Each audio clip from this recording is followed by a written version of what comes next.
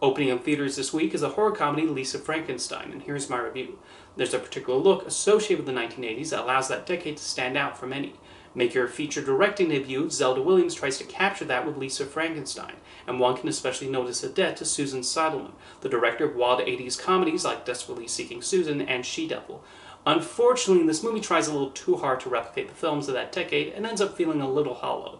The humor also falls short in generating laughs despite the best efforts of the actors. Watching the movie, it does seem like the kind of film that might have been released by Orion or New World Pictures back in the day. Even if not a hit at the box office, it might gain a cult following through video rentals or cable showings.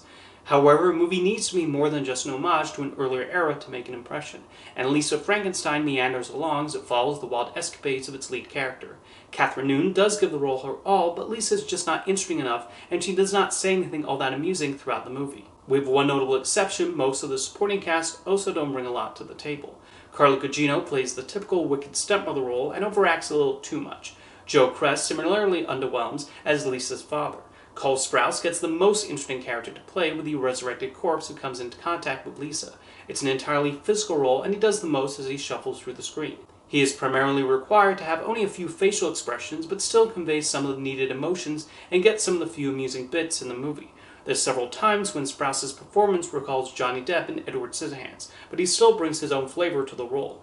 It's unfortunate that most of Diablo Cody's screenplay falls flat, with the jokes coming across as tired and obvious. The film largely rests on both the 80s aesthetic and the macabre subject matter as the body count piles up and the corpse gets slowly stitched back up. At a certain point, Lisa Frankenstein overstays its welcome, and it feels like it goes on for an eternity as it limps from one scene to the next. It's a shame Lisa Frankenstein is such a bore, because one can see the efforts of the production team. Zelda Williams clearly has an admiration for the 80s movies she's taking inspiration from, and the whole aesthetic associated with that decade.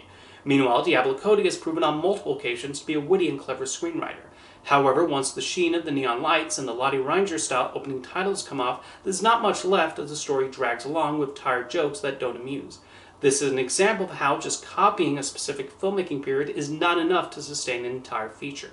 As underwhelming as Lisa Frankenstein is, Williams is still director of a career ahead of her, and it will be interesting to see where she goes from here.